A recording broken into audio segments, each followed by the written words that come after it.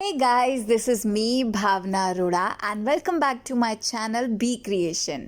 So आज है मेरा पहला podcast. I am super excited और इस पॉडकास्ट में हम डिस्कस करने वाले हैं कुछ एंटरटेनिंग टॉपिक्स लाइक ऑब्जर्वेशन जो मैंने पर्टिकुलरली की है, चाहे वो वर्क प्लेस हो, चाहे वो मार्केट हो, चाहे वो वीडियोस के थ्रू कुछ नई चीज़ सीखी हो।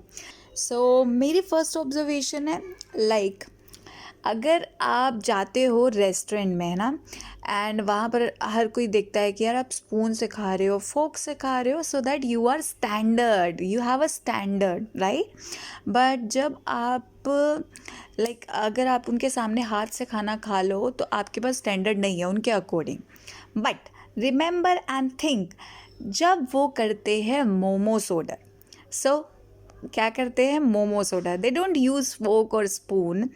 इवन बहुत कम रेस्टोरेंट में चॉपस्टिक्स मिल जाती है और मे बी उनको यूज़ करना नहीं आता, बट दे यूज़ हैंड्स जब उनको मोमोज खाने पड़ते हैं। So it is so interesting a kind of thing ना, कि हमें मोमोज खाने के लिए हाथ यूज़ करना is okay, it is a standard type of thing. But जब हम वही दाल चावल खाना चाहे, राजमा चावल खाना चाहे, तो हम हाथ यूज़ नहीं कर सकते, हमारा स्टैंडर्ड लो हो जाएगा। So I think it is like funny kind of thing जो मैंने अभी ऑब्जर्व करी and many more. So I think ये आपको पसंद आई हो। अगर आपको लगता है ना कि ये ऐसा कुछ होता है और मैं गलत हूँ या कुछ ऐसा, तो you can comment me below कि अगर मैं कुछ रॉन्ग बोल रही हूँ, कुछ ऐड करना चाहते हो आप इसमें, या कुछ न्यू आप ऐसी बातें बताना चाहते हो जो आपने भी ऑब्जर्व करी है, तो सबसे पहले तो मुझे वो कमेंट में नीचे लिख कर बताओ, ताकि वो ऑब्जर्वेशन में सबके साथ शेयर करूँ।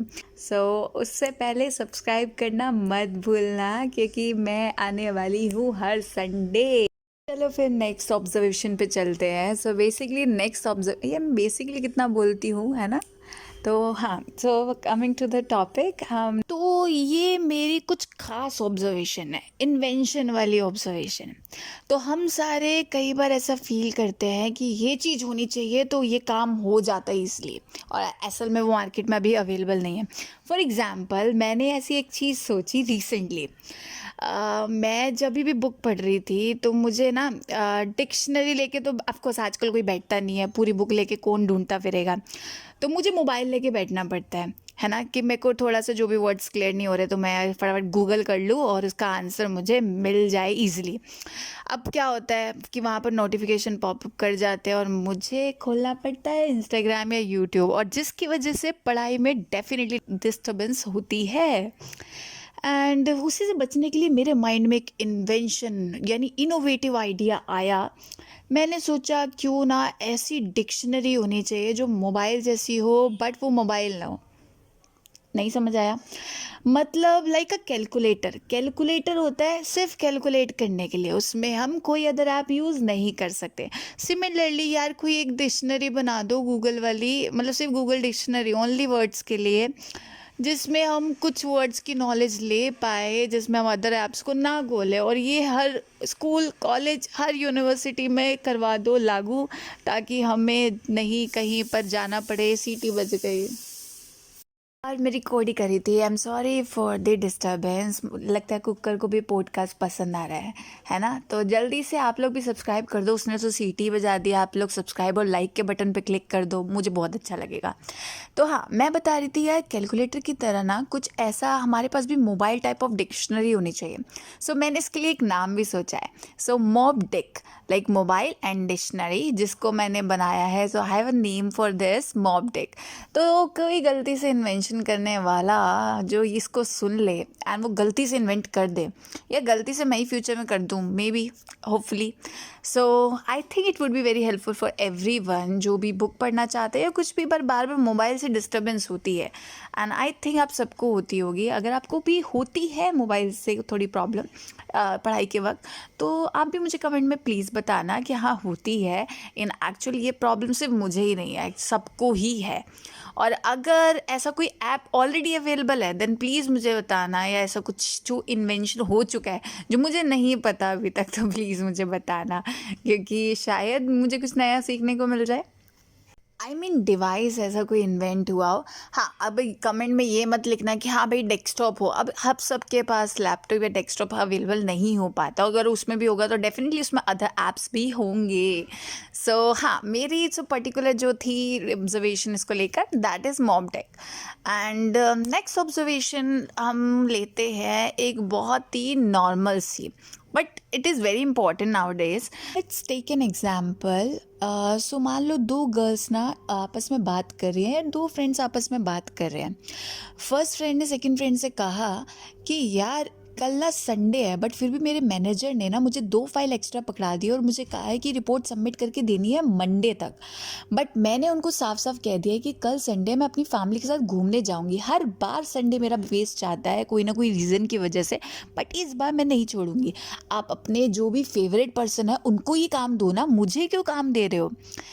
एंड सेकंड फ्रेंड ने उतने ही शॉकिंग तरीके से सुना जितना अभी आप लोग सुन रहे हो। हाँ, तो सेकंड फ्रेंड के मन में ऑफ कोर्स बात आएगी, क्या फर्स्ट फ्रेंड ने ऐसा कह दिया होगा अपने मैनेजर को। एंड फाइनली उसने पूछ ही लिया। सो उसने पूछा फर्स्ट फ्रेंड से, क्या तुमने सच में अपने मैनेजर को ये चीज़ बोल दी कि हाँ तुम ये काम नहीं करने वाली। फर्स्ट फ्रेंड ने कहा बिल्कुल बोला, इस बार तो मैंने बोल दिया, बट अपने मन में बोला। तो उसी तरीके से जिस तरीके से अभी तुम हंस रहे हो, सिमिलरली सेकंड फ्रेंड बहुत हंसा एंड उसने फिर पूछा दोबारा, तो तुमने क्या बोला अपने मैनेजर को। एंड फर्स्ट फ्रेंड ने कहा कुछ नहीं यार, मंडे था क्या करती, रिपोर्ट सबमिट कर दी सब कुछ करके। तो बिल्कुल इसी तरीके से मैं आप सबकी दुविधाएं समझती हूँ। कई बार बहुत सारी चीज़ें ऐसी होती है जो हम अपने मन में रख लेते हैं। हाँ, मुझे पता है बहुत सारी, चाहे वो वर्क प्लेस के लिए हो, चाहे वो आपकी कॉलेज से रिलेटेड हो। सम टाइम टीचर्स थोड़ा एक्स्ट्रा वर्क दे देते हैं, सम टाइम वर्क प्लेस में हो जाता है। तो आई नो वो हमारी कैपेबिलिटी के अकॉर्डिंग प्रोवाइड करते हैं या वो भी अपनी जगह सही होते हैं, बट अगेन हर टाइम सही नहीं होते। एंड सेम हम भी हर टाइम सही नहीं होते। तो सम टाइम ना दोनों को समझना चाहिए। अगर एक नहीं समझ रहा है तो यार हर बार किसी पे बर्डन नहीं देना चाहिए या पार्शियलिटी नहीं करनी चाहिए। आपको इक्वालिटी के साथ काम देना चाहिए। आई थिंक मैंने आपको अभी तक 3 ऑब्जर्वेशन बता दी है जो मैंने थोड़ा बहुत ऑब्जर्व किया है। एंड अदर एक और ऑब्जर्वेशन शेयर करती हूँ, फोर्थ ऑब्जर्वेशन। सो ये इतनी एंटरटेनिंग नहीं होगी, बट ये बहुत नॉर्मल और बहुत इम्पॉर्टेंट आज के टाइम पे। लाइक बहुत सारे ऐसे लोग होंगे जो हेल्प नहीं मांगते। अगर मैं इसका एग्जाम्पल दूँ तो मान लो आप कॉलेज में हो एंड आपको एक असाइनमेंट करना है एंड आप किसी से हेल्प नहीं मांग पा रहे, क्योंकि यार कई बार ऐसा हो जाता है ना कि मुझे खुद से करना है, मुझे किसी की हेल्प नहीं चाहिए। तो आज के टाइम पे ना बहुत ज़रूरी है हेल्प मांग लेना, क्योंकि काम अकेले नहीं हो पाता। मेरा मतलब ये नहीं है कि आप कर नहीं सकते, आपका पोटेंशियल कम है। Of course you can do it अगर आपने उसे डिटरमाइन कर लिया है, बट यार अकेले नहीं हो पाता। सम टाइम आपको कभी कभी किसी की ज़रूरत पड़ जाती है। ज़रूरत इन द सेंस लाइक मान लो अब एक प्रोजेक्ट है, वो उसमें डिज़ाइनिंग करनी है, उसमें एडिटिंग करनी है, उसमें आपको उसकी राइटिंग जो भी है सब कुछ करना है। तो इतना सारा कुछ, अब एक पर्सन को इतना मल्टीटास्किंग तो हो नहीं सकता जिसको सारी नॉलेज हो। तो कहीं ना कहीं जो इसका एक्सपर्ट है, आप उसे थोड़ी सी एटलीस्ट रेफरेंस टाइप में आप उनसे थोड़ी सी इंफॉर्मेशन लेकर अपने प्रोजेक्ट को और भी अच्छा बना सकते हो। अब इसमें चाहे यूट्यूब से आप लो या किसी पर्सन से ऑन कॉल या इन पर्सन बात करो, डजेंट मैटर, बट हेल्प तो लेनी ही पड़ जाती है, चाहे वो गूगल हो यूट्यूब हो।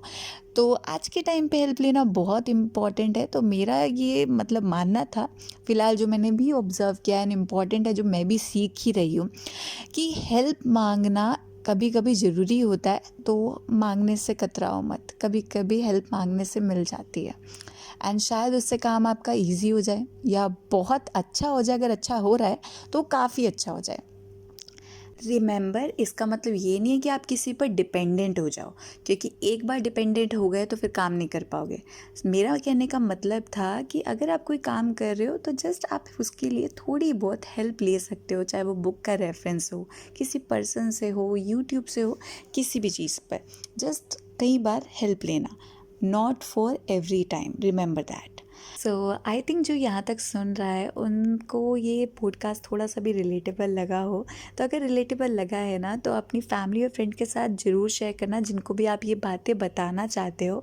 तो अगर आपके मन में भी ना ऐसी कुछ ऑब्जर्वेशन है, या आपको भी लगता है कि आपने कुछ रेस्टोरेंट में या अपने रास्ते में चलते हुए, आपने ऑफिस में, आपने कॉलेज में कुछ ऐसा ऑब्ज़र्व किया है जो काफ़ी एंटरटेनिंग भी है, बट कहीं ना कहीं वो बहुत आप उससे कुछ सीखते हो, तो अगर आपके मन में ऐसा कुछ है ना, कमेंट में लिखकर ज़रूर बताना, ताकि नेक्स्ट पॉडकास्ट में ना मैं उसको ऐड ऑन करके सबके साथ शेयर ज़रूर करूँ।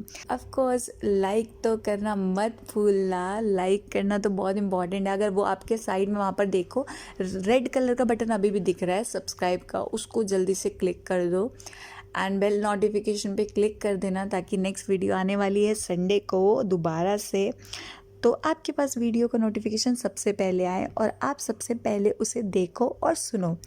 So thank you so much कि आपने इतने पेशेंस से मेरी पॉडकास्ट को सुना। Thank you so much.